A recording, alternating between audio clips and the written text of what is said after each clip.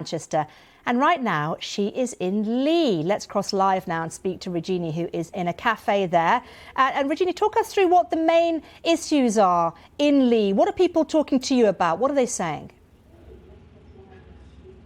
So this constituency is now Leigh and Atherton. Now in 2019, this was a seat that went to the Conservatives. It's part of the so-called Red Wall. Now it has slightly changed due to boundary changes. We'll talk to Kevin from Radio Manchester about that in a second. But essentially, this is the sort of seat that Labour is really targeting. It's part of that Red Wall for decades, solidly Labour, and then it switched to the Conservatives. I'm in the cafe all day. We're going to be travelling around some of the seats here, having a cup of tea or coffee, the best way to get to know people and have a bit of a chat. Now, I'm joined by Peter and Kevin and Patrick, of course. Patrick, this is your cafe. Yes. We'll come to you in a second. We spoke to Linda, your wife, in the last hour. But Peter, you're a taxi driver. Always the pulse of what people are thinking, we sometimes say. But you aren't going to vote this election, are you? No. Why not? I find it pointless. But it's not. It's your chance to have a say and to make change. Yeah, but change doesn't happen to us. Change only affects the rich, in my opinion. So what issues matter to you? What are your biggest concerns here? I don't think about it. I don't really do politics, if I'm honest, but I just know that voting's pointless. That I don't really vote, and that's. I'm going to bring Patrick in on that because you are a keen voter, aren't you? Yes. What would you say to Peter about the fact that he's not using his democratic right on the 4th of July? Well, with him being a taxi driver, my brother-in-law and brother owned a taxi company, and they abuse what they get doing the job, which is essential. I think he should vote. I think he should use his vote. Just get some more police on helping you. So crime's a big issue for you. Linda was saying the same. You've run this cafe for a long time now. Yeah. You watched the debate, didn't you? You obviously didn't, did you? What did you take away from the debate? I think it was poorly presented. She let people shout over one another, and there wasn't anything settled. There was nothing came over as definite. She allowed people to just shout over one another, and Keir Starmer just held his hands up as though, I've had enough of this. Now, you are a Labour voter, so I'm guessing that last night didn't change your mind on that? No, because he didn't want to talk about the last 14 years, he wanted to talk about the next 5 years. And the damage what's been done over the last 14 years, I think it's irreparable now. You're nodding your head on that. So even though you're not political by definition, Peter, everybody is affected by what's happening. So why did you nod your head then when we heard Kevin say, Patrick say? He's speaking the truth. Surely everybody in this country can see that it is in disrepair. I don't think it can be fixed by anybody, no matter who comes in power, whichever party is in power. I don't think it can be fixed. If you were in charge, what was the first thing you would do then? Oh, that's a big question. I have no idea, if I'm honest. That is something to sit down and really think about, I suppose.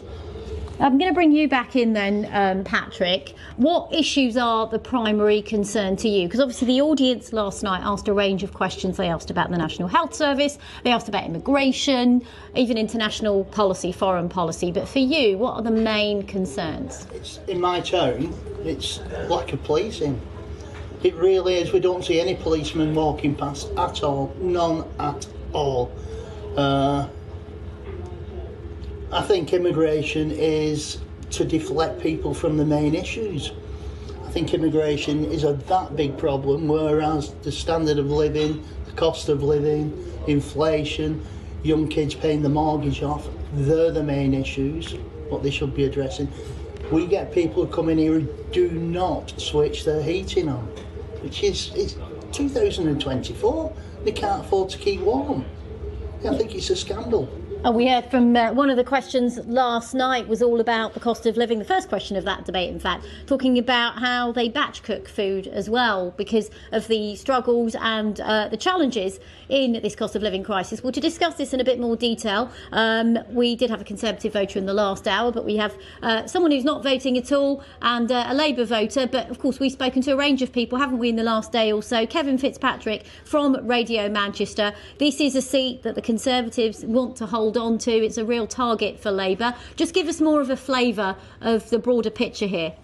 Well, this seat, when it went to the Conservatives, was the big shock around Greater Manchester, and it was part of a story of that night where Boris Johnson had managed, with his Get Brexit Done promise to level up the country, to sweep in with new MPs in 5 constituencies across here. And Leigh, as a town, is pretty typical of those areas. The cost of living has been biting, frustration about a lack of opportunities in the town centres on decline, and just this sense that there was some need for change and something to improve. So that was partly why Boris Johnson won those MPs in these towns and boroughs last time. But 5 years is a long time in politics, isn't it? And it does appear that the swing would be going the other way this time, with Labour, according to the polls at least, taking Leigh back quite comfortably and picking up seats across Greater Manchester, in a big reversal of what was a bit of a shock in the red wall seats of 2019. Yeah, and what is quite striking as well is just how the issues that sometimes dominate the national agenda, things like immigration, aren't necessarily the first things that people talk about when you get out of London or get out of the Westminster bubble. Well, immigration has been a big concern here. There's a feeling that with all the immigration in this century, it kind of changed the dynamics and the population of the town. And 64% of people in the borough of Wigan, where Leigh is, voted for Brexit, which is why it was such a big issue for them back in 2019. This time, though, while concerns about the bolts are, sometimes what people bring up, it is that cost of living. It's the sense that people are struggling day in, day out.